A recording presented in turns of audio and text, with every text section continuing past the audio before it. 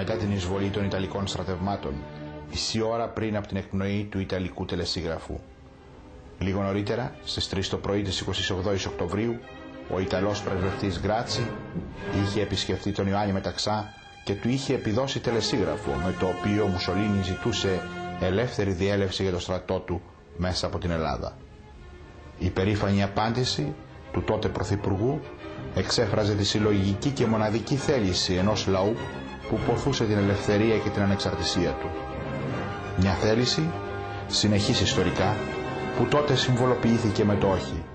Με αυτό το όχι, που έγινε σύμβολο της ελληνικής λεβεντιάς, η Ελλάς βρέθηκε στη δίνη του πολέμου.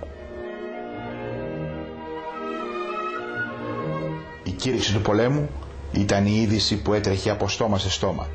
Περηφάνια, φιλότιμο και λεβεντιά φούσκωναν τα στήθη. Ο ελληνικός λαός μπροστά στον εχθρό είχε αποκτήσει εθνική ενότητα.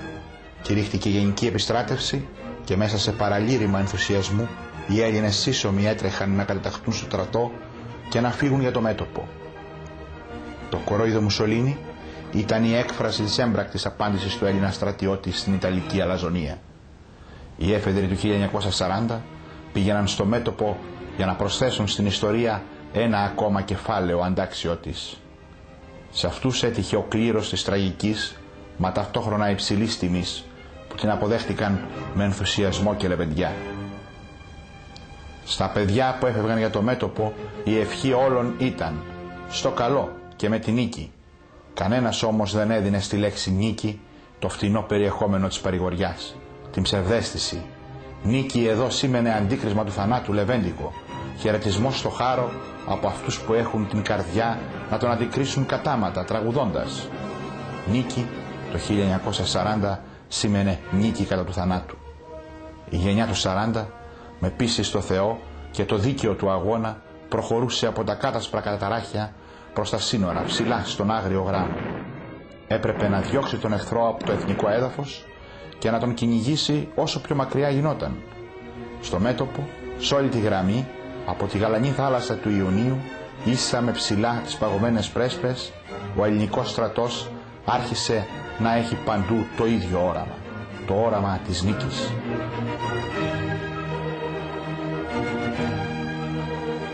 Στους τομείς της Πίνδου και της Υπήρου και στην περιοχή της βορειοδυτικής Μακεδονίας, οι Έλληνες στρατιώτες, αντιμετωπίζοντας έναν ισχυρό αντίπαλο, δεν εκάμφθησαν.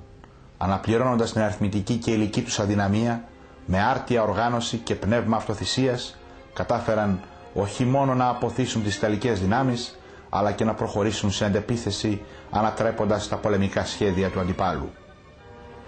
Ο αγώνας ήταν δύσκολος και άγριος. Ο εχθρός ισχυρός, πολυάριθμος και καλά εξοπλισμένος.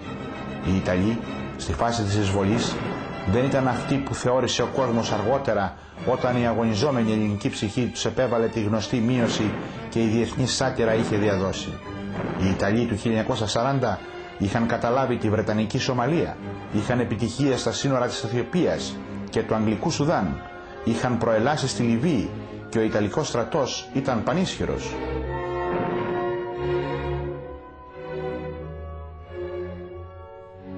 Απέναντι σε αυτόν τον εχθρό, ο ελληνικός στρατός είχε να αντιπαλεύσει και με τα στοιχεία της φύσης.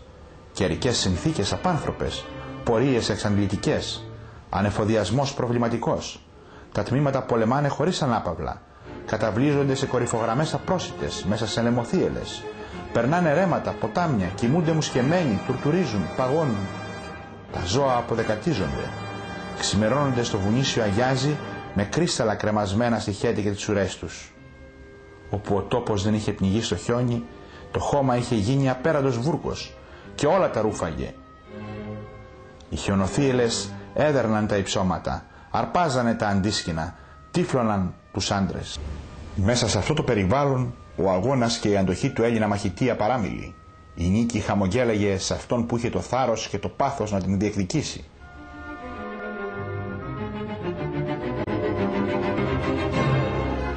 Το ίδιο ισχυρό ήταν το αγωνιστικό πνεύμα και στη θάλασσα. Η δράση των σκαφών επιφανείας, αλλά κυρίως των υποβρυχίων μας, Παπα-Νικολής, Τρίτων, Μοιρεύς, Πρωτεύς, Γλάφκος και Κατσόνης, ανάγκασε το πανίσχυρο Ιταλικό στόλο να μην αισθάνεται ασφαλή στην Αδριατική και στο Ιόνιο.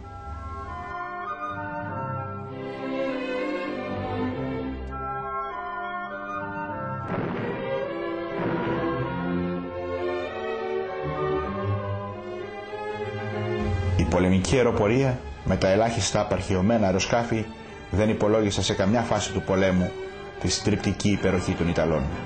Η αποστολή της αεροπορίας ήταν πέρα από τις δυνατότητες των πενιχρών μέσων που διέθετε. Εν τούτης, οι αεροπόροι διακρίθηκαν για την εξαιρετική ευψυχία. Ιστορικές υπήρξαν οι πτήσεις σε χαμηλό ύψος στις χαράδρες των βουνών, τα μονοπάτια του ουρανού, όπως το αποκαλούσαν οι Έλληνες αεροπόροι. Έτσι πολεμήσαμε το 40, κάνοντας παροιμιώδη τη φράση «Δεν θα λέγεται πως οι Έλληνες πολεμούν σαν ήρωες, αλλά ότι οι ήρωες πολεμούν σαν Έλληνες». Η συνέχεια όμως ήταν διαφορετική από αυτή που περίμενε το ελληνικό έθνος. Ο Χίτλερ είχε αποφασίσει την παρέμβασή του. Στις 6 Απριλίου, ο Γερμανός πρεσβευτής Σέρμπαχ επέδωσε στην ελληνική κυβέρνηση την άνανδρη διακοίνωση και δήλωσε ότι ο γερμανικός στρατός θα εισβάλει στην Ελλάδα για να εκδιώξει τις βρετανικές δυνάμεις από το ελληνικό έδαφος. Το πρωί της 6 Απριλίου 1941, το μικρό ελληνικό έθνος βρέθηκε να πολεμάει με δύο από τις μεγαλύτερες κατά ξηρά δυνάμεις του κόσμου. Με τα πενιχρά μέσα, αλλά με υψηλό ηθικό και αποφασισμένες να υπερασπιστούν την πατρίδα, οι ελληνικές δυνάμεις επιδόθηκαν στον αγώνα, αψηφώντας την υπεροχή σε αριθμό και μέσα του σιδηρόφρακτου εχθρού. Οι Γερμανοί βρέθηκαν προεκπλήξεως όταν προσέκρουσαν σε στεναρή αντίσταση των Ελλήνων μαχητών. Η μάχη των οχυρών υπήρξε μια πραγματική εποπιεία.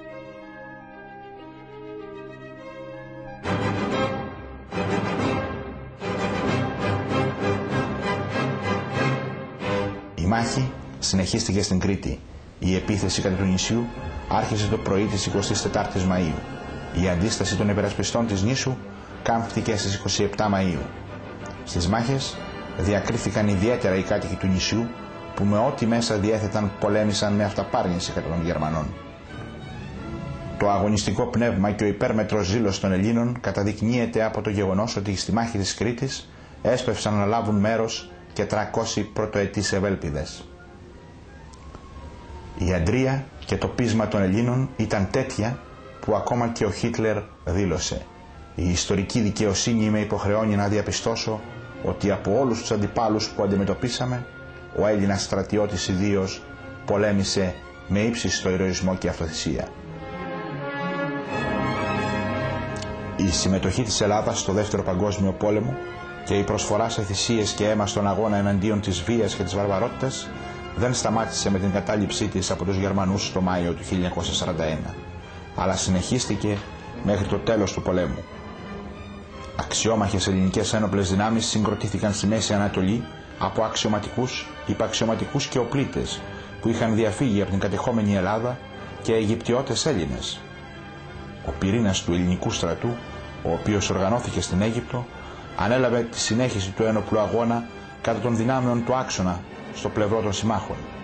Ο ελληνικός στρατός Μέσης Ανατολής συγκροτήθηκε στις 15 Ιουλίου 1941, αποτελούμενος από 2 ελληνικές ταξιαρχίες και από τον ανεξάρτητο Ιερό Λόχο, και έλαβε μέρος με επιτυχία στις κορυφαίες συμμαχικές επιχειρήσεις εναντίον των δυνάμεων του άξονα.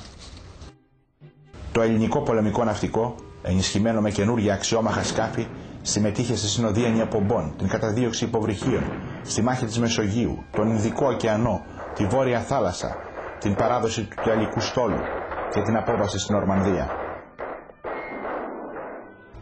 Εκπληκτικά τα κατορθώματα των Ελλήνων ναυτικών, όπως ο κατάπλους του θρυλικού αντιτορπιλικού Αδρίας στο λιμάνι της Αλεξάνδρειας με ανατιναγμένη πλώρη μετά από επιτυχημένη αποστολή στα ελληνικά νησιά.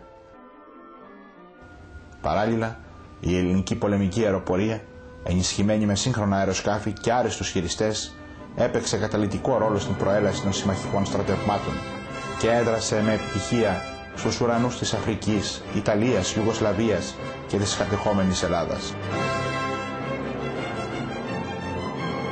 Το 1942 η πρώτη ελληνική ταξιαρχία συνέβαλε αποφασιστικά στην αίσια έκβαση της μάχης του El Alamein στη Βόρεια Αφρική.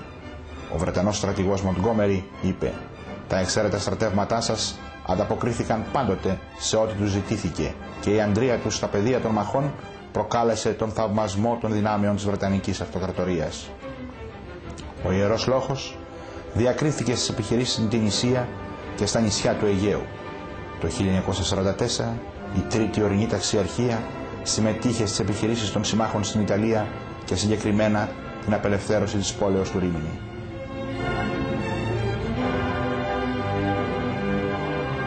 Τα κημητήρια τόσο στο El Alamein όσο και στην περιοχή του Ρίμηνη είναι οι αδιάψευτοι διαχρονικοί μάρτυρες της αυτοθυσίας των Ελλήνων που έπεσαν για τα ιδανικά της ελευθερίας σε παγκόσμια κλίμακα.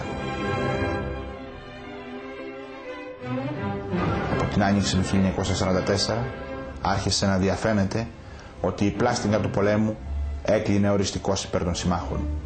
Στις 18 Οκτωβρίου του ίδιου έτους η ελληνική κυβέρνηση επέστρεψε στην απελευθερωμένη Αθήνα. Ο Πρωθυπουργός Γιώργος Παπανδρέου ύψωσε στην Ακρόπολη την ελληνική σημαία του θωρηκτού Αβέροφ, η οποία δεν είχε ποτέ υποσταλεί.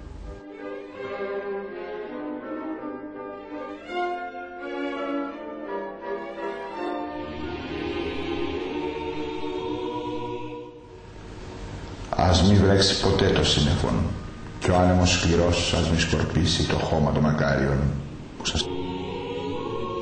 Ας το δροσίσει πάντοτε με τα αργυρά της δάκρυα η ροδόπεπλος κόρη και αυτού ας ξεφυτρώνουν αιώνια τα άνθη. Ω γνήσια της Ελλάδος τέκνα, ψυχέ που επέσετε στον αγώνα ανδρίος, τάγμα εκλεκτών ηρώων, καύχημα νέων.